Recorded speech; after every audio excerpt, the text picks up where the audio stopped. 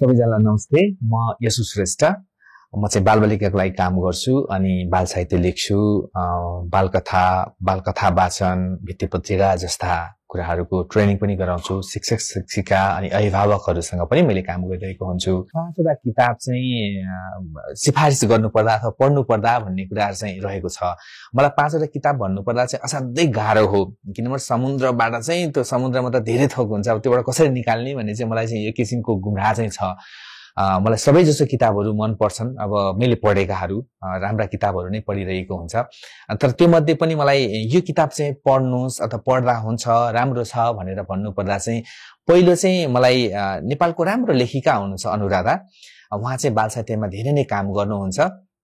उहाँको एउटा मेरो कथाको एलियन भन्ने अध्याय पुस्तक छ। त्यो चाहिँ अन्तरिक्षबाट आउने आफूले कथा भनिरहेको हुन्छ एउटा एलियन, अनि त्यसपछि अर्को साथीले अर्कोको बारेमा कथा भनिरहेको हुन्छ, अनि त्यो दुईटाको पात्र चाहिँ उनीहरू स्कुलबाट घर फर्किँदाखेरि चाहिँ लाइभ आइपुग्छ, प्रत्यक्ष आइपुग्छ र एलियन चाहिँ एकदम सोझो पात्र हुन्छ अनि उसलाई चाहिँ अर्कोले चाहिँ एकदम दुःख दिइरहेको हुन्छ अनि उसको चाहिँ यान खोज्न खोजिरहेको हुन्छ। त्यो बीचको संघर्षमा चाहिँ अलिकति वैज्ञानिक कुराहरू मिसाएर चाहिँ उसले यो कथा लेखेको छ। यो अध्याय पुस्तक मलाई असाध्यै राम्रो लाग्छ।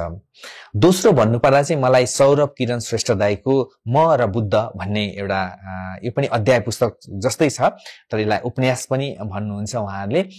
यो पनि बुद्धकालीन समयका कुराहरूलाई यति सजिलो गरी प्रस्तुत गरिएको, यति राम्रो गरी प्रस्तुत गरिएको छ कि पढ्दाखेरि असाध्यै मजा आउँछ। एकदमै फेरि पढौँ भन्ने हुन्छ। यो चाहिँ दुई भागमा छ र बालबालिकाले बुझ्ने गरी बुद्धको जन्म कसरी भएको थियो, अनि बुद्ध कसरी अगाडि बढ्नु भएको थियो, उहाँको परिवार कस्तो थियो, उहाँका कथाहरू कस्ता थिए, यस्तो चाहिँ म र बुद्ध भन्ने चाहिँ मलाई असाध्यै राम्रो लाग्ने किताब हो।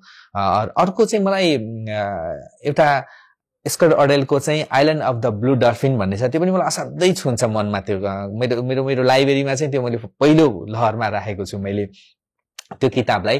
त्यो चाहिँ एकदम जंगली भनौँ न, एकदम ट्राइब खालको जनजाति, एकदमै जंगलमा बस्नेहरूको लागि चाहिँ कसरी चाहिँ शहरबाट गएका मान्छेहरूले चाहिँ त्यहाँबाट ल्याउँछन्, अनि त्यो ल्याउँदाखेरि चाहिँ त्यहाँ दुईटा दिदी र भाइ हुन्छन्, उनीहरू चाहिँ छुट्छन्। यद्यपि कस्तो हुन्छ नि, भाइ चाहिँ कतै गएको हुन्छ अनि दिदीले चाहिँ फर्किने बेला भाइलाई खोज्न जाँदाखेरि भाइ फर्किसक्छ तर दिदी हराउँछिन्, अनि 18 वर्षसम्म चाहिँ त्यो एक्लै जंगलमा बिताउनु पर्दाको सङ्घर्ष, त्यो चाहिँ साँच्चीको कथा हो भनेर पनि भनिएको छ। त्यसलाई लिएर लेखकले लेख्नु भएको छ। त्यो पनि मलाई असाध्यै नै एकदमै राम्रो लाग्ने कथा हो, island of the blue dolphin. अर्को चाहिँ सिल्भर स्टिनको मलाई द गिभिङ ट्री भन्ने पनि एकदमै राम्रो लाग्छ। यो चाहिँ धेरै भाषामा नै अनुवाद भएको छ।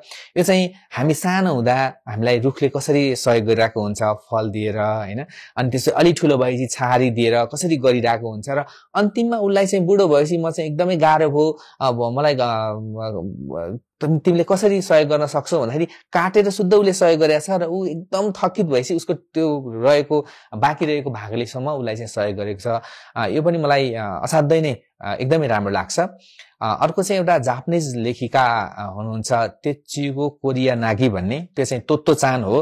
त्यो चाहिँ सानो बेलामा उसले पढ्नको लागि कति गाह्रो थियो, ऊ चाहिँ कस्तो पढ्न नसक्ने बालिका भनेर उसलाई चाहिँ भनिएको थियो र उसले कस्तो कस्तो स्कुलमा गएर पढ्नु पर्यो, उसको मम्मीले चाहिँ उसको आमाले चाहिँ कतिवटा स्कुल फेर्नु पर्यो र कस्तो चाहिँ राम्रो हुने रहेछ स्कुल भनेर आमालाई त्यो फेर्न पनि गाह्रो भयो र उसले कसरी सिक्यो, कस्तो कस्तो उसले भोग्यो भन्ने खालको त्यो तोत्तो चान भन्ने छ। त्यो पनि मलाई असाध्यै राम्रो लाग्छ।